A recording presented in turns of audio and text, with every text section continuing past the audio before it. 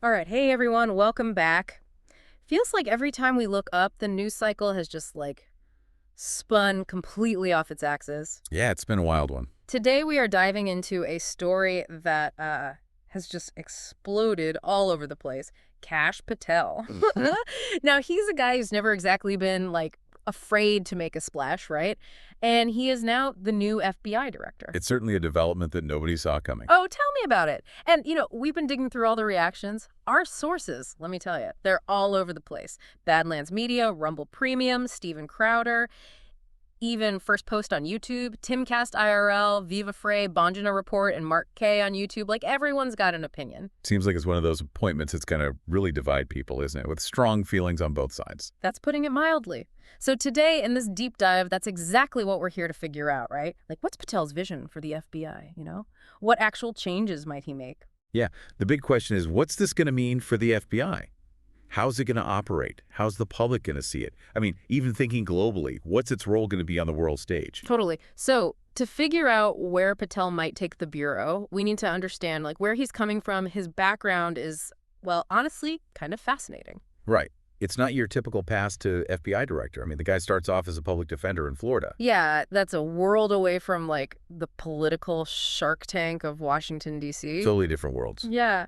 And then, boom, suddenly he's advising the Director of National Intelligence, and then he's Chief of Staff to the Secretary of Defense under Trump. I mean, that is a rocket ride to the top. It's pretty meteoric. And, it's his time in the Trump administration, especially pushing back against what he calls the deep state that really got him noticed. Ah, the deep state. There it is. This idea of unelected officials, like a hidden network, working to undermine the government, it's become a really central part of his message, his whole narrative, really. Okay, so we've got the deep state in the picture now. But he didn't just, stop there, right? He was calling for some pretty massive changes to the FBI itself, even before he, had the top job. Oh, he definitely had a vision for how things should be done. I mean, he wrote that book, remember, Government Gangsters? Government Gangsters, right? He lays out this, well, it's a dramatically different FBI, a smaller FBI, less centralized, one that's more focused on, well, what he sees as core law enforcement.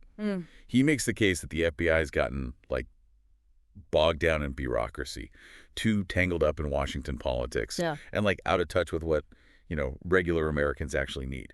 Okay, so this is about more than just swapping out the people at the top, right? Yeah, it goes much deeper than that. Moving headquarters out of D.C., shaking up leadership. It sounds like he wants to fundamentally shift the whole agency's structure and priorities. Exactly. A total overhaul. And one of the most controversial things he proposes is this idea of moving the FBI headquarters. He argues, taking it out of Washington would, reduce the political pressure and make the agency more responsive to local communities. So decentralizing power. Yeah. Taking it away from, what some folks see as the elites in Washington. But would that actually make the FBI more effective? That's a really tricky question, isn't it? It's a big debate.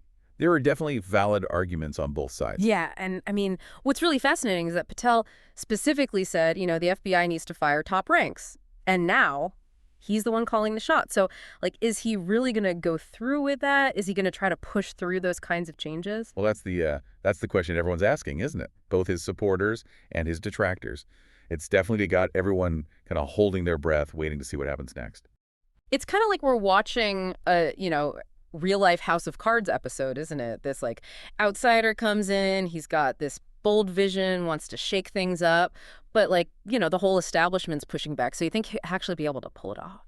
Well, that's where things get a little, a little more complicated. Huh? His confirmation was a total nail biter. It passed, but just barely, 51-49. Wow. Okay. That shows you how divided, seriously divided the Senate is on this whole appointment, right?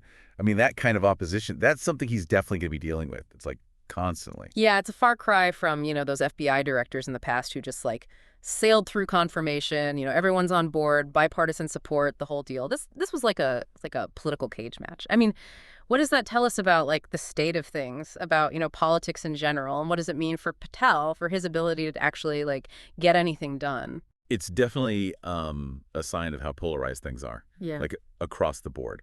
That means Patel's going to have to fight for every little thing, Yeah. every inch. And it's going to be a political minefield, right? Every step of the way, he's going to have to really work it, build those alliances, figure out where to compromise, and find a way to bring those skeptics over to his side, if he can. Okay, so let's say, just for a second, that he does manage to clear all those hurdles, all the political stuff. Like, what would a Patel-run FBI actually look like, in the real world? What kind of stuff, what kind of investigations would he prioritize? I mean, would he go after white-collar crime, cybercrime, terrorism, or something else completely? Well, I think that's where, his past statements and the things he's done become really important because, he's been really, really critical of what he sees as the FBI, overreaching, especially in areas like counterterrorism. He's argued that, that focus has come at the expense of, the more, more traditional crime fighting, the stuff they should be focusing on. So maybe less focus on terrorism and more on things like, I don't know, financial fraud or organized crime. I mean, that's a pretty big change in direction, right? What did that even mean for the average Well, it public? could mean a change in how they use their resources within the FBI. I mean, we might see more agents and more money, going toward investigating stuff like white-collar crime, cybercrime, and maybe, counterterrorism gets scaled back a bit.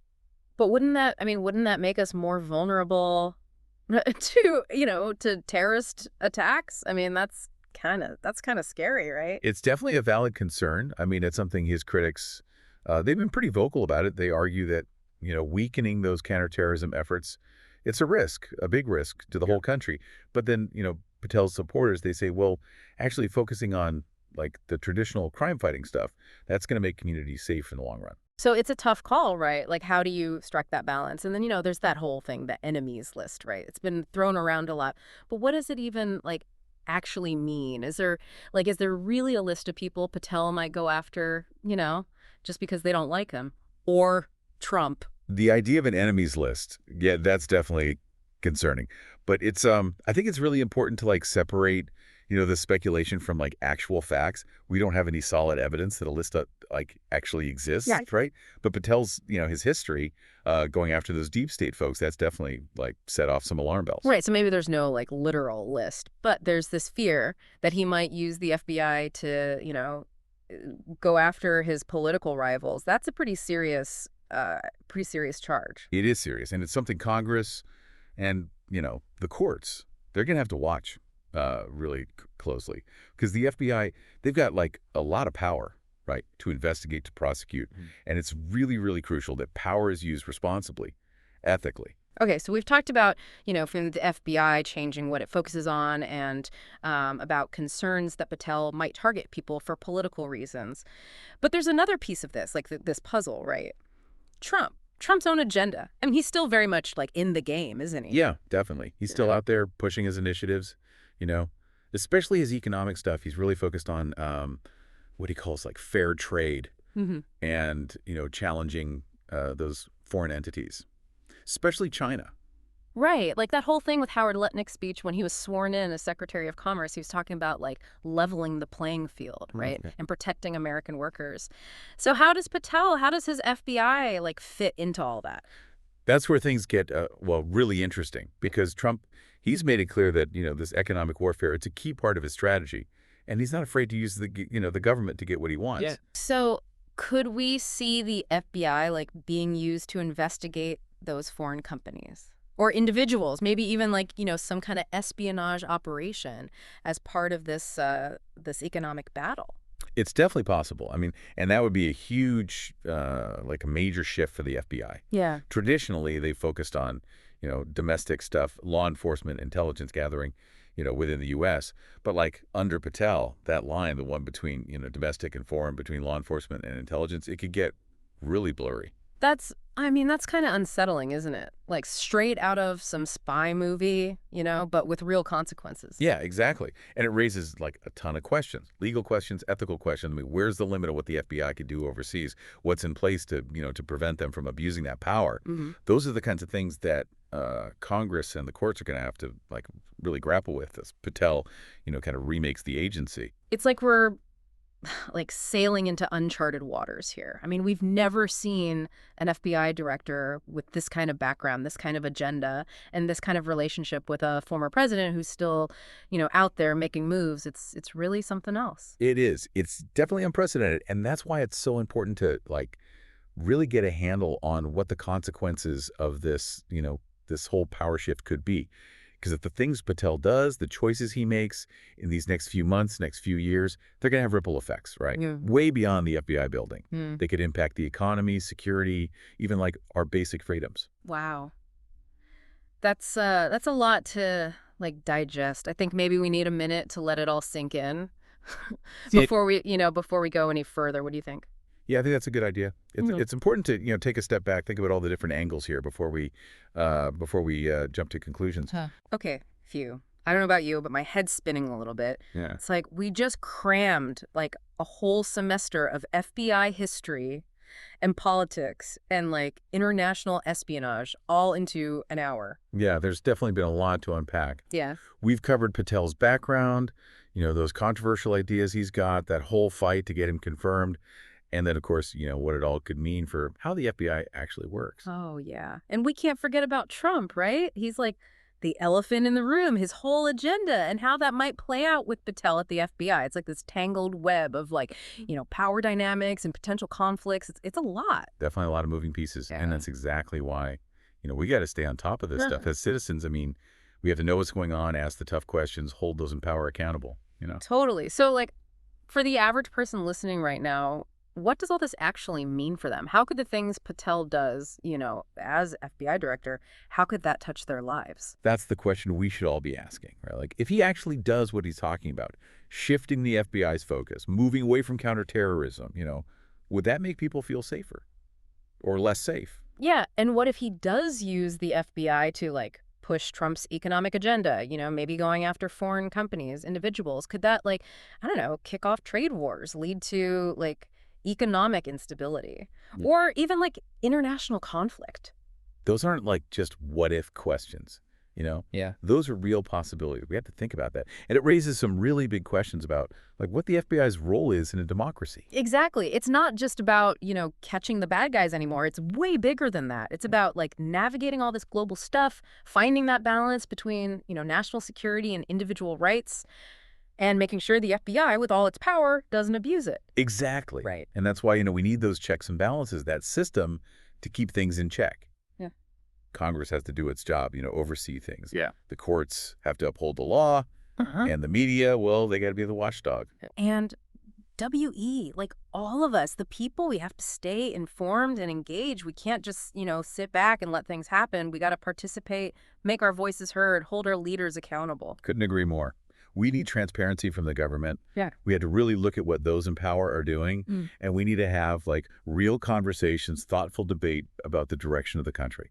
So as we wrap up this deep dive, Kash Patel, the FBI, this whole situation, I want to leave you with a few key things to remember. First, this isn't just about one guy, right? It's about power, about who has it. It's about how trust in institutions is eroding. Yeah. And it's about the challenges, the really big challenges facing democracy in this, crazy 21st century. But don't forget the things Patel does as FBI director, those choices, they're going to have ripple effects, right? And those effects could reach everything, the economy, national security, even our personal freedom. It's on us, every single one of us, to stay informed, stay involved, and stay active in shaping the future, the world, that we want to see. Remember, knowing what's going on, that's power.